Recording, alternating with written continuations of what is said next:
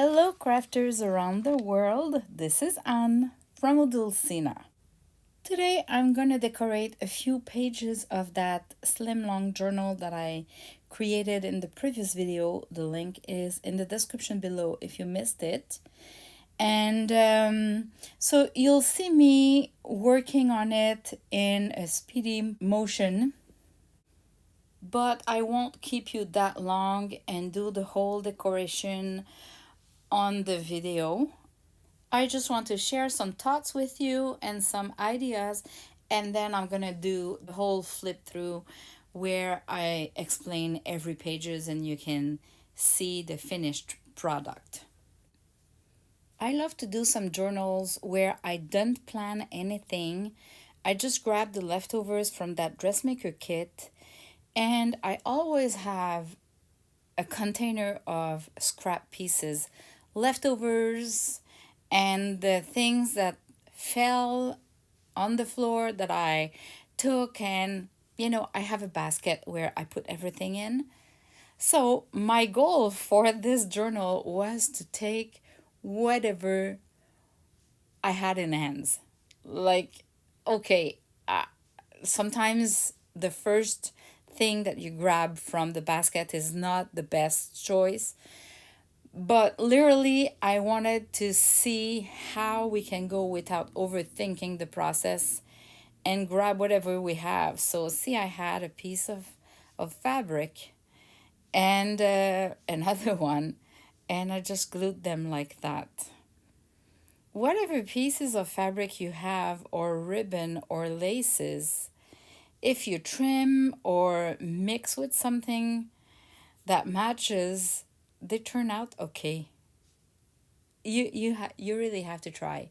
So if you try to think too hard, you're gonna find the process of decorating a junk journal being very, very hard on you and very, very long, and probably not satisfying at the end because of all the time you've put in and all the thinking and all the energy.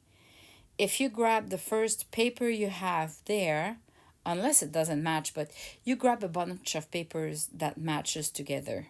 Then you grab a bunch of leftovers, ribbons, silk ribbons, laces, fabric that are in the same color scheme, kind of neutrals and pink, or neutrals and turquoise, whatsoever, green, and then you just play with them.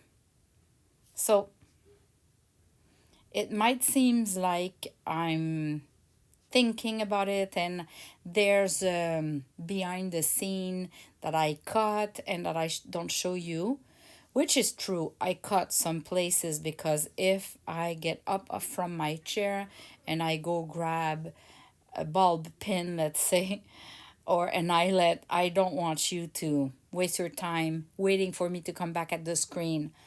But typically, I tend to grab something and use it.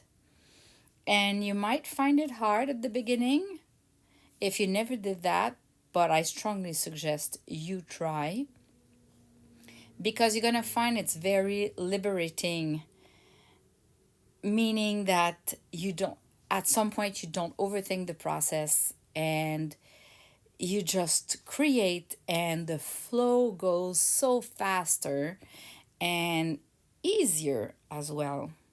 So when I want to create something very fancy, then I go in my laces stash and I pick a lace that is very fancy or that I really love, and it's kind of my focal point, and I start from that. But otherwise, I pick papers and I just go with the flow with whatever is around me. So that's pretty much it. I just wanted to reassure you of my way of making and decorating the junk journals. Even if it looks really sophisticated, it's just a matter of grabbing and layering.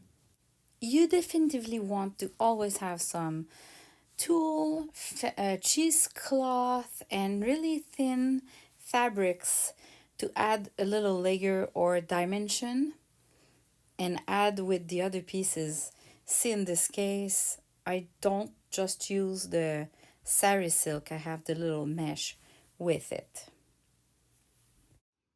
Let me show you the junk journal in details.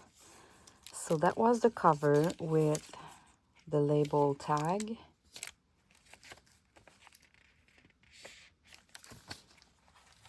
And then inside I just used fabric ruffles, old book pages with modeling paste. I used the tag to create a pocket here on vintage typewriter document. Some fabric here just to create a little flap so we can still do some journaling here, and it's just so cute. So these are my fabrics, but I tea stained them. Technically they're white and pink, but if you tea stain them, not coffee stain will leave more marks, watermarks, kind of coffee marks, and it's going to be darker. I love using tea stain because it's more soft and delicate, but it brings the white to a little coffee tint. Just a page like that, and here I added a tag, but I just used a paper clip because I want to access all of that. Do some journaling at the back, and all together, well, I can put it maybe a little bit lower. All together it creates a cute page. Here I've used the belly band. That's part of the kit, the dressmaker kit, and I've used one of the big cards, folded it to attach it at the back of the belly band, and it kind of make a little flap, a little bit more interaction. And for the belly band right now, I didn't really feel the pockets or anything. This was an embossed paper, but the stencil is not big to cover the whole page, but I did use it on half of a page, so I keep it all, added a washi tape, folded it, and we have a little kind of booklet or just paper. Here I just glued one of the tags, and because the page is half a page and everything else is kind of decorated, look at how it decorates it. I love it, but it's kind of a little talk spot. We could add something there.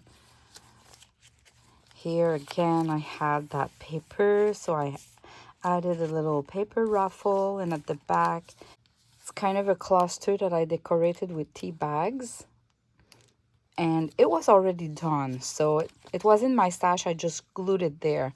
But tea bags, a piece of fabric, sewing lines there, and a little bit of the fancy yarns, and a piece of fabric there too. And here I did that in previous videos, those edges for a page using fussy cuts and music sheets. I'll put the link in the description below.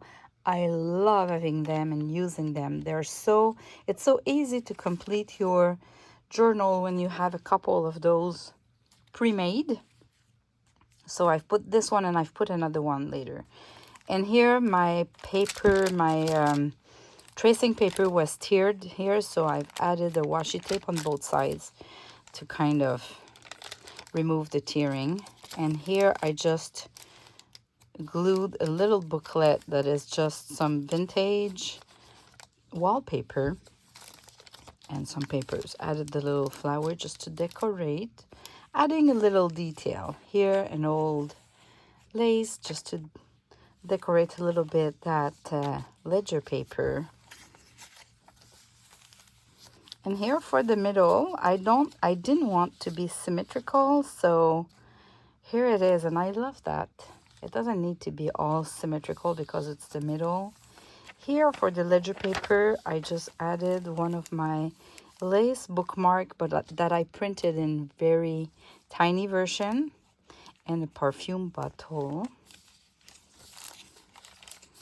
A little label here just to kind of create a tab to flip the page.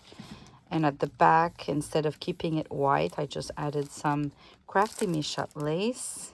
Here another label, but I stapled that one there. So, you know, just a quick and easy decoration. These are some book pages that I created to be just inserted between pages or between signatures. So I'll put the link in the description below on how I did those. I did a couple, but I just used one here that I just added between the pages. A little tuck spot here. And again, just a little tag. Here it's just a large paper, so I've used a scrap piece of design paper that I decorated it. And it just makes a little difference, but it's so cute. This is the other end page edge that I've had created with the fussy cuts. Look at that. It just does it all. And when you close the journal, this is how you can have some things hanging out easily. Here I just created a flap. I glued that scrap piece of paper here at the edge, created that little cluster to kind of cut the line, and here I just folded it and added a washi tape to cut the line again. And this is from the portrait collection number 2, one of my latest digital kit, and just a cheesecloth. And look at that. This is so cute. Just a lace there to finish the edge of that small piece of page that was included there. And here I just used a scrap piece of coffee stain paper, glued it on 2 sides to create a pocket with a little fussy cut, and this is the bookmark. It's the same collection than the one I used on the ledger paper. This is printed full size, and this was printed 2 pages of those in one, or maybe 4. So I just put some coffee stain paper at the back, added a little polka dot sari silk, and that's it. And then a polka dot sari silk. So, and at the back, just like that. Here you go. That is my slim journal. I hope it inspired some of you. Thanks for watching. Bye bye.